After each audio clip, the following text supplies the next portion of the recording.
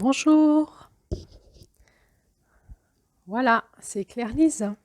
Alors, aujourd'hui, j'avais envie de vous parler en cette fin du mois de juin de comment on devient créateur dans notre monde. La notion d'être créateur. On a vu que dans cette roue que l'on suit, c'est la roue de l'année en lien avec des enseignements amérindiens. Les mois de février, mars, avril étaient les mois du côté est de la roue et du coup du côté de la dépendance. Et quand on est dépendant, notre état de dépendance fait qu'on n'est pas vraiment créateur de notre vie. On va répondre aux besoins des personnes dont on est dépendant. Quand on est enfant, ce sont nos parents qui nous disent fais ci, fais ça, et si on ne le fait pas, ça se passe mal, donc on va le faire. Et à la fois, on sait qu'il faut le faire parce qu'on est dépendant d'eux et eux, ils savent mieux que moi ce qu'il faut que je fasse. Du coup, quand j'ai besoin d'eux, je vais leur demander, ils me donnent des conseils, voire ils me disent ce qu'il faut que je fasse et je le fais. Quand je suis dans un état de dépendance, je vais mettre mon attention à l'extérieur de moi. C'est l'extérieur qui me dit ce que je dois faire et je le fais. Du coup, si je reste dans un état de dépendance, je vais avoir cette sensation d'être soumis à une force extérieure et de ne pas avoir la maîtrise de ma vie, d'être dépendant. Et du coup, ça crée, à un moment, si on ne grandit pas, ça crée un sentiment d'insécurité parce que, en fonction de l'humeur des autres et de leur désir, de leur envie, moi, ma vie, elle change. Je ne fais pas ce que je veux. Comment je fais pour passer cet état de dépendance à l'état d'indépendance? Eh bien, il faut avancer sur cette roue de l'autonomie. Et donc là, nous en sommes au mois de juin, côté sud de la vie, de la roue. Et ce côté sud, c'est mon état de contre-dépendance. C'est le moment où je me dis, mais zut quoi, j'ai plus envie d'être dépendant. Ça m'agace. Et du coup, je vais me révolter, je vais me rebiffer. Mais je suis toujours dépendant. On avait vu que c'était la période un petit peu de l'adolescence. L'adolescent, il est toujours dépendant des adultes et il aimerait être indépendant. Donc c'est une période assez inconfortable dans nos situations de vie où nous sommes toujours dépendants de certaines choses et où nous aimerions être indépendants. Et donc cette période de contre-dépendance, elle est nécessaire pour pouvoir atteindre notre indépendance. Nous devons passer par cet inconfort intérieur de se dire j'ai plus envie d'être dépendant, mais je le suis encore, mais ça m'énerve et du coup je vais me construire en opposition. On a vu dans ce conte de juin que la petite Luciole là, c'est quand elle s'est rebiffée à l'intérieur d'elle-même qu'elle a réussi à créer, à retrouver sa lumière et à créer cette lumière sur Terre. Elle est redevenue créatrice de cette lumière, mais parce que elle est allée elle a retrouvé en elle-même son état de rébellion, son état de, elle s'est rebiffée. Elle s'est rebiffée contre quoi? Contre ce truc qui l'avait happé et qui lui a dit, tu es à moi, je vais te manger et tu vas devenir moi et tu m'appartiens. Et tout d'un coup, elle s'est rebiffée, elle a dit non, je serai moi et je vais devenir cette lumière qui est à l'intérieur de moi et je vais me faire aider par ma famille d'âmes et je n'appartiens pas à ce coyote, j'appartiens à cette famille des étoiles et ce sont ces étoiles-là qui vont me retrouver, qui vont m'aider. Donc quand on est dans des périodes parfois de notre vie où on est toujours dépendant de quelque chose, mais où on cherche à redevenir créateur de notre vie dans l'indépendance, il est possible qu'on passe des moments de révolte à l'intérieur de nous, où on se rebiffe contre ces voix, soit qui nous parlent à l'intérieur de nous, dans notre psyché, dans nos émotions, dans nos scénarios relationnels, dans nos états de dépendance, d'attachement, de croyances limitantes qui nous font croire à l'intérieur de nous que nous ne sommes pas créateurs de notre vie. Et tout d'un coup, il y a quelque chose qui va se révolter contre ces petites voix qui me disent « mais non, tu peux pas ». Pour qu'on arrive à cet état de colère, de révolte où on se rebiffe, parfois il faut qu'on en arrive à se sentir avoir atteint le fond, avoir touché le fond. On voit que ce coyote, il était dans ce monde des étoiles et il se racontait déjà des histoires qui ne brillaient pas beaucoup. Et puis, il a été aspiré par sa blessure. Il a voulu aller voir ce qui se passait sur Terre. Il n'a pas écouté les conseils. Il s'est fait aspirer par le magnétisme de la Terre. Et là, il a touché le fond. Il a voulu être copain avec une bestiole sympa, qui avait l'air vraiment d'être sympa, toute douce, etc., très amicale. Et cette bestiole l'a bouffé. Et il s'est retrouvé au fond d'étoile. Il est passé bouffé par un coyote, en train d'être digéré par les sucs digestifs de ce coyote, quoi. Et c'est en touchant le fond qu'il a l'énergie de vie à l'intérieur de lui de se rebiffer pour devenir concrètement cette lumière qu'il croyait ne pas avoir dans les étoiles. Il va devenir concrètement une étoile sur Terre. Et là, il y a un retournement de situation. Le coyote le vomit. Il redevient libre. Mais dans une liberté toute relative, puisqu'il est condamné à rester une étoile sur Terre pour des raisons que je vous évoquerai tout à l'heure. Donc, parfois dans notre vie, on est appelé à aller jusqu'au bout d'un scénario de dépendance et de toucher le fond pour trouver en nous, dans notre corps, dans notre être profond, dans notre instinct de survie, tout d'un coup, cet élan qui va se rebiffer, qui dit « mais je ne peux pas continuer comme ça, sinon je crève. Je suis au bout de ma vie. Je vais crever si je continue comme ça. » Et tout d'un coup, il y a cet élan, quelque chose qui s'inverse en nous. Hein, la rébellion, c'est juste aller chercher l'inversion. Quand on me dit que je ne peux pas briller, je brille. Ah, ça suffit. Et je brille, c'est pas psychologique, c'est instinctif, c'est dans nos émotions, c'est dans nos tripes, c'est dans notre élan de vie une force de vie qui sort de notre ADN, de notre corps. C'est l'instinct de survie, tout d'un coup, on se rebiffe et on dit « je vis ». Et ça va générer des retournements de situation dans notre vie. Là où on se pensait perdu, piégé, il va y avoir un retournement de situation. Et c'est une réalité, c'est pas une théorie. Il faut vraiment le vivre en fait pour le savoir. Donc comment je deviens créateur de ma vie? C'est pas un concept de coaching psychologique que je veux vous présenter aujourd'hui, c'est vraiment un concept profond, c'est comment je reprends la conscience intérieur en moi que je suis créateur de ma vie.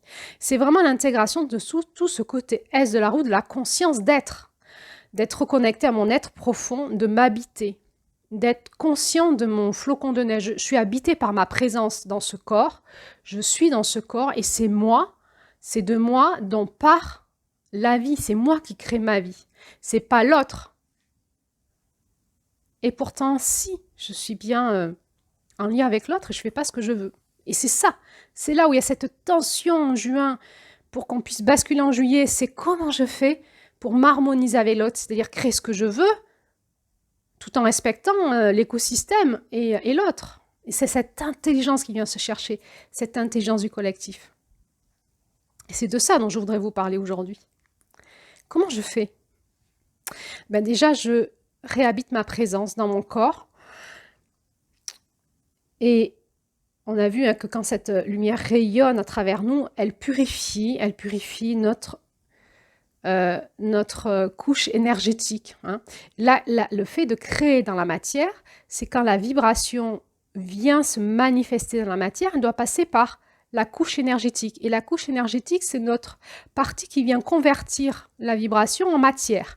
Et pour que ça marche, il faut que notre couche énergétique, elle marche. Donc, il faut avoir une couche énergétique fonctionnelle, donc dégagée de tous les parasites qui sont en nous au niveau énergétique, de toutes les fuites, ce qui a été cassé, ce qui est dysfonctionnel, ce qui est alourdi, ce qui ne circule pas, toutes ces pensées qui nous ont alourdi, ces émotions, tout cet espace énergétique est une initiation à part entière. Le monde de l'énergie est une initiation à part entière. Et une fois qu'on a relancé cette dynamo, qu'on a purifié, qu'on a réparé, qu'on a dégagé, qu'on a remis en protection, qu'on a repris notre territoire sacré, qui est le monde de notre âme, de notre énergie, et que nous sommes redevenus maîtres de notre temple intérieur, qui est notre corps, qui est le temple de notre âme, et que dans ce corps, je m'habite avec mon âme, et que dans mon âme, il y a mon onde de forme de mon esprit sacré qui cherche à rayonner dans la matière, à partir du moment où je reprends cette présence intérieure, c'est de là que je vais composer dans la matière. Je vais composer de l'intérieur de moi vers l'extérieur. Et c'est là où je vais partir dans l'indépendance. Tant que je suis dépendant et contre-dépendant, c'est que je compose avec le monde extérieur dans mon intérieur. Quand je suis enfant, je vais manger ce que ma maman elle m'a fait à manger. Je vais devoir composer avec ça en moi. Si c'est des épinards, j'aime pas, donc je vais faire la tête. Ma mère, elle va me dire, tu manges. Je vais avoir des nausées. Et je vais devoir composer, puisque je vais faire la tête. Elle va me dire, tu te lèves pas tant que tu n'as pas mangé, tu seras puni, je sais pas quoi. Au contraire, je vais essayer de la manipuler, de balancer les épinards dans la plante d'à côté, de le mettre dans ma poche, je sais pas quoi. Et voilà, je vais composer avec le plat que ma maman m'a fait à manger. Si c'est des pâtes, je suis super contente, j'en veux encore, puis il n'y en a plus. Puis je lui dis, oh, mais j'en veux encore. Et ma mère me dit, bien, il n'y en a plus. Puis il faut partager avec tes frères et sœurs, tu ne peux pas tout manger, tout le plat. Donc je vais composer.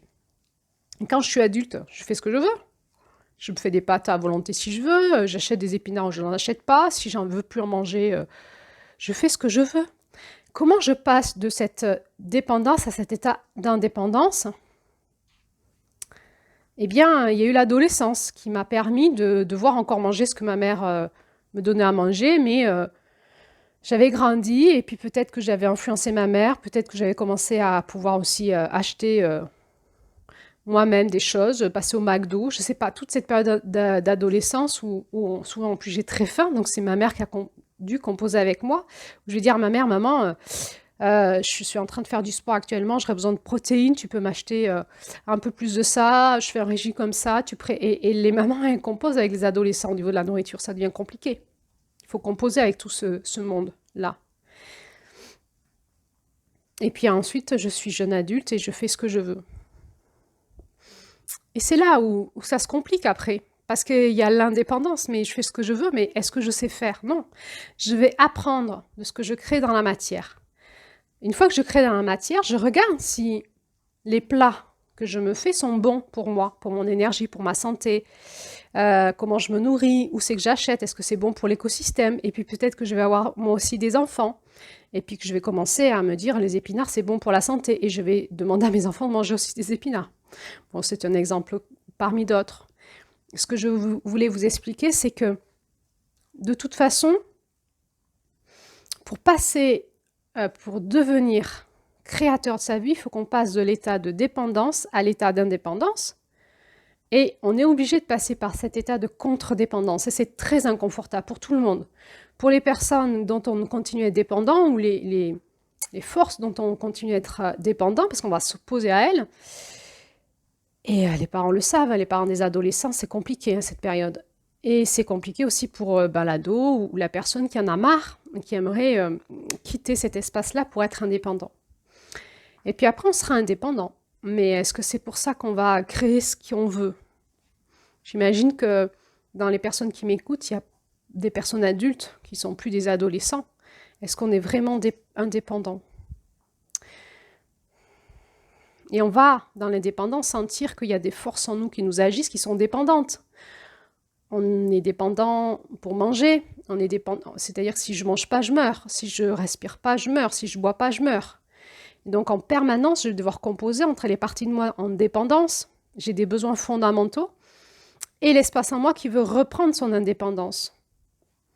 Et je vais composer. Et du coup, à partir du moment où je suis indépendant, c'est-à-dire que j'ai repris la présence à moi-même de mon être intérieur, la conscience d'être, je ne vais plus composer de l'extérieur vers moi, mais je vais composer de l'intérieur vers l'extérieur. Et l'extérieur ne devient qu'une matière première pour créer, pour composer. C'est de la matière première, ce que me donne la société. La société ne me contraint pas, la société est de la matière. Elle crée de la matière, la société. Et avec cette matière, je crée ma vie. Je suis dépendant de la société. Alors je peux me dire, ok, ben moi je me mets dans une grotte. Ouais, mais c'est pareil, si tu t'es mis dans une grotte, c'est en réaction à la société. C'est bien que peut-être qu'il n'y aurait pas eu cette société-là, tu ne serais pas allé te mettre dans une grotte. Est-ce que c'est ce que veut ton être profond d'habiter dans une grotte? Si oui, ben oui, tu es indépendant et que ce soit cette société ou une autre, tu auras habité dans une grotte de toute façon. Mais si tu vas te mettre dans un espace reclus en réaction à la société, tu n'es toujours pas indépendant. Tu es en contre-dépendance, tu réagis. Tu ne fais pas ce que tu veux. Tu réagis en fonction de la dépendance que tu as. Pour devenir indépendant, nous devons comprendre que tout part de notre intériorité, que je peux rester en ville et créer la vie que je veux avec ce que la société me donne. Et être indépendant, c'est pas être tout puissant. C'est avoir la conscience qu'en permanence, en écoutant mon être intérieur, qu'est-ce que me dit la vie, qu'est-ce que me dit la joie, je vais pouvoir créer avec la matière qui est produite par la société ce qui est le meilleur pour moi. Et là, je vais basculer dans l'intelligence de moi et de l'écosystème. Et je vais prendre conscience que moi aussi, je crée de la matière. Donc, je vais créer dans ma vie la matière qui est bonne pour moi et qui est bonne aussi pour les autres, pour pouvoir co-créer, aller dans cet espace d'interdépendance qui sera l'espace du nord de la roue. Dans cet espace d'interdépendance, je suis devenue indépendant, j'ai expérimenté l'indépendance, j'ai avancé dans mon indépendance et je prends conscience que de toute façon, on est tous interdépendants. Donc, je dois créer de la matière première pour la société et j'en prends aussi de la société pour moi et on co-crée ensemble. L'indépendance est une illusion, nous ne sommes pas indépendants, nous avons besoin les uns des autres pour vivre. Mais je peux aller dans l'espace de co-création qu'à partir du moment où je suis habité par moi-même, où je suis créateur de richesse, de celle que je sais créer, de l'espace de ma présence, de mon cœur profond, de mon être de lumière, de mes dons et de mes compétences, de ce que dit la vie en moi, ce que dit l'amour en moi, de ce que j'ai envie de créer de meilleur, dans ce qui m'anime au plus profond de moi, en fait. Et en donnant ça à la société, je vais créer ça en prenant la matière première de la société ou de mon entourage, mon écosystème, pour pouvoir créer ça dans le monde. C'est comme la nourriture. Je deviens ce que je mange, que ce soit physique, émotionnel. Je deviens aussi les émotions que je mange ou les pensées que je mange. Psychologiquement, je deviens les pensées que je mets dans ma tête. Du coup, qu'est-ce que j'écoute, qu'est-ce que je lis, etc., etc. Quel film je regarde, etc. Ça me fait devenir ça.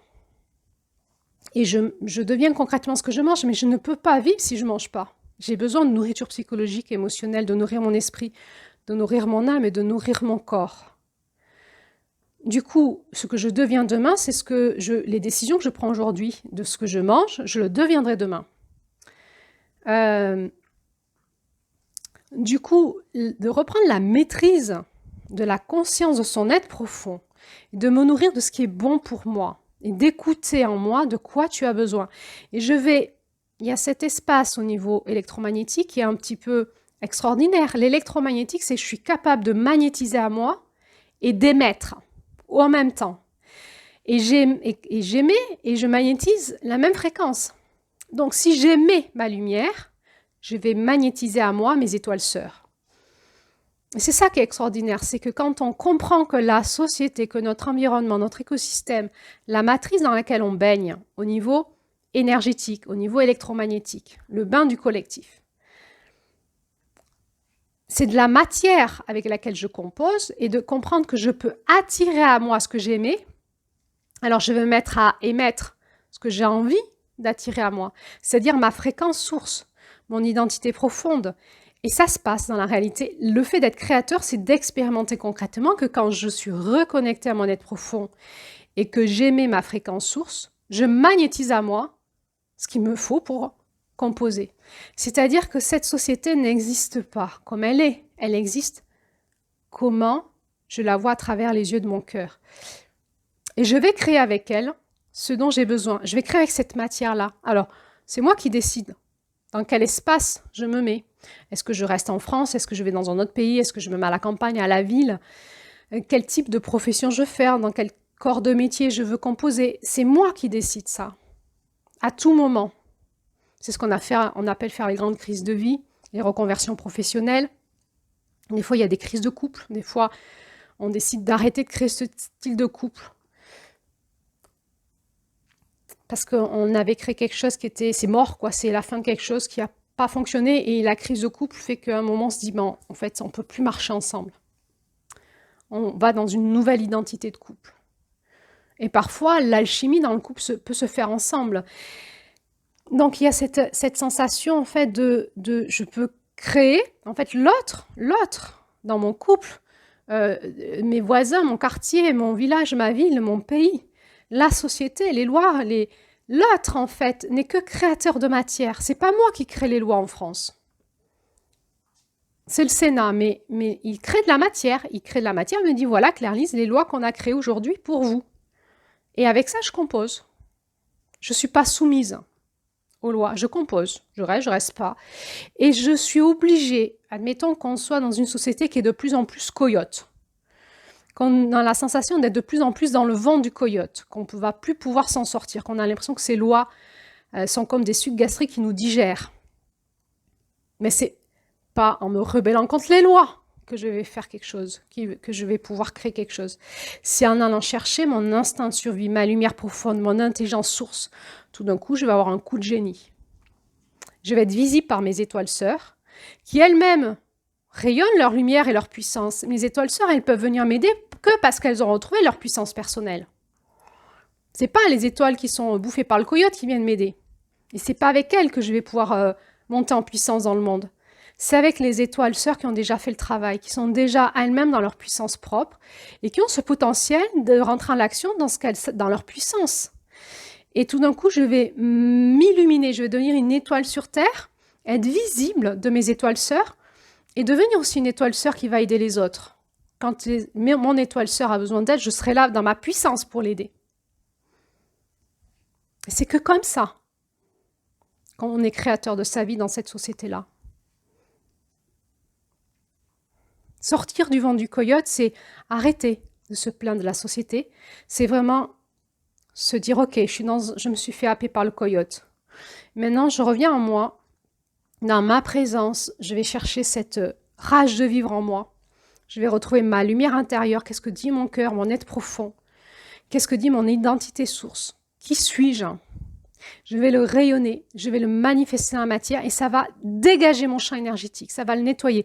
Alors, c'est un travail, hein, c'est la porte du Sud, ça se met en travail, hein, c'est une espèce de roue énergétique d'épuration, de transformation qui se fait, une espèce d'alchimie intérieure. Et je vais me transformer dans la matière. Je vais devenir d'une étoile éteinte, je vais devenir une étoile rayonnante comme un soleil, quoi. Je vais me transformer dans mon aura, dans mes champs énergétiques, dans la puissance de ce que j'aimais. Et je l'aimais par mon ADN. Ça va aller une transformation jusque dans mon ADN. C'est vraiment une réinformation de mon ADN, dans l'épigénétique, de quelque chose qui... Je vais aller chercher les programmes en moi profonds qui me permettent de rayonner ma lumière dans la matière. Et je vais les activer et je vais le devenir concrètement. Ce n'est plus des concepts, des rêves, des paroles, c'est quelque chose de concret. Je le deviens par la rage de survie parce que je me rebiffe et je dis non à ce que le monde me dit que je dois être et je serai ce que je veux être. Et grâce à ça, ensuite, une fois que j'ai retrouvé ma puissance personnelle, je vais composer avec la matière première qui est produite par la société. Alors, par les lois, par tout ce qui se joue dans la société. L'intelligence artificielle aujourd'hui, la façon dont on éduque nos enfants. Et de ça, je vais composer avec mon intelligence source et je vais être aussi créatrice de matière première pour la société. Mais si je suis plus en lien avec mon potentiel, ma puissance, eh ben, la société va pouvoir récupérer ma matière, créer avec ça, et etc. Alors, il y a la théorie, puis il y a la pratique. Et la porte du Sud, c'est la pratique. Il faut y aller, quoi. Il faut le vivre et on va se faire aider. Tout seul, on ne peut pas y arriver. On peut y arriver tout seul pour retrouver sa lumière intérieure. Et ensuite, il va falloir qu'on vive cette co-création. Mais avant d'y arriver, il va falloir passer par finir la porte du Sud, passer par la porte de l'Ouest avant d'arriver à la porte du Nord. Du coup, il va falloir que j'aille chercher cette indépendance en moi, cette puissance d'autonomie tout seul. Tout seul, je peux créer ma lumière. Je vais y arriver, je vais chercher en moi, je vais trouver les ressources et je vais le manifester au monde. Moi, tout seul, dans mon coin sombre, je vais rayonner ma lumière. Et je vais y arriver parce que j'ai la niaque, parce que je ne veux pas crever, parce que je ne veux pas croire tout ce que ça me dit en moi, dans mes émotions, dans ma tête, dans ma psyché, dans ma spiritualité. Et puis que je vois que je me fais coyoter dans mes relations, que je me fais coyoter dans les groupes que je côtoie, parce que je les crois, parce que je crois les mensonges qu'on se dit ensemble, parce que je crois les illusions qu'on se dit ensemble, parce que je crois aux rêves qu'on ne fait jamais passer dans la matière. Comment on fait passer un rêve dans la matière? Ça demande d'avoir une niaque de création. Mais il y a plein de gens qui ont des rêves et qui ne les font jamais passer dans la matière. Alors c'est des belles soirées où on se raconte des belles histoires et derrière, il n'y a rien qui se passe. Pour le manifester dans la matière, je prends le rêve et je le fais traverser par mes champs énergétiques et je le mets dans la matière et je le crée. Je suis créateur. Alors, créer ses rêves, c'est un beau concept de coaching. Pour y arriver, c'est vraiment une discipline spirituelle. J'écoute mon cœur profond. Je n'écoute pas les rêves que l'autre a mis dans ma tête. Si ça ne me correspond pas, je ne vais pas perdre mon énergie à vouloir créer un truc qui ne me correspond pas. Je vais écouter mes rêves intérieurs. Qu'est-ce que dit mon être profond? Et ça, je vais l'actionner, ce flocon de neige qui va fondre, qui va passer dans la matière. Je vais l'actionner, je vais le co-créer avec la Terre, avec l'intelligence de la Terre, l'intelligence électromagnétique de la Terre. Cette espèce de champ d'information qu'il y a au niveau électromagnétique sur la Terre, où toutes les données sont disponibles. Je peux m'y connecter, je me connecte à la Terre, j'ai toutes les données disponibles et je peux émettre à la Terre et dire voilà qui je suis, ce dont j'ai besoin, et la Terre va m'amener les ressources et va me faire rencontrer ces ressources. Je vais attirer à moi, je vais magnétiser à moi les ressources qui sont dans mon écosystème, par des rencontres, des synchronicités, des choses qui arrivent aussi par l'intelligence artificielle, par des films qu'on regarde, YouTube, des réseaux sociaux. Tout est possible dans cette société-là. Tout est possible pour que je crée, mais je crée comme je veux. Je vais peut-être attirer à moi une banque qui va être favorable pour me donner des sous. Et mon projet pourra passer dans la matière. Ou je le ferai passer sans les banques. Ou peu importe. La Terre a toutes les ressources. C'est que de la matière première que la société donne. C'est à moi d'attirer à moi la fréquence que j'aimais. Et pour attirer à moi la fréquence que j'aimais, il faut que j'émette la bonne fréquence. C'est à moi d'aller rechercher en moi quelle fréquence je vais émettre pour attirer à moi les ressources de mon écosystème pour que je puisse, avec mon écosystème, créer cette matière première et devenir créateur de mes dons, de mes talents et de mes rêves. Voilà ce que j'avais envie de vous dire à cette fin de juin. Alors, je vous souhaite une bonne fin de juin dans ce masculin qui s'affine parce qu'on va aller vers juillet. Et en juillet, on va créer ce monde des rêves ensemble, dans le couple, dans la famille, entre les hommes et les femmes, dans la sexualité. Et on verra qu'il y aura encore un dernier challenge au mois de juillet, bien sûr. L'accomplissement ne sera total qu'à la fin du mois de juillet. Il y aura un dernier challenge dans l'amour à passer pour basculer dans ce nouveau féminin en août avec un masculin glorifié, qui a passé la bande d'arrivée, qui a acquis énormément de connaissances, de compétences, de savoir-faire, savoir-être, et qui va pouvoir actionner le féminin et aider le féminin à faire passer dans la vie concrètement les bonnes graines et la bonne descendance, le bon enfantement de la vie pour la suite du chemin. Eh bien, je nous souhaite une bonne reconnexion à notre lumière intérieure et un bon rayonnement. Et j'ai envie de vous dire, avec un petit clin d'œil, c'est pour ça que la planète se réchauffe, paraît-il. C'est parce que nous devenons tous des soleils sur Terre. Donc ça fait chauffer la couche électromagnétique de la Terre et ça fait le réchauffement climatique. Allez, c'était mon petit clin d'œil humoristique de fin d'audio. Et à bientôt pour la suite encore.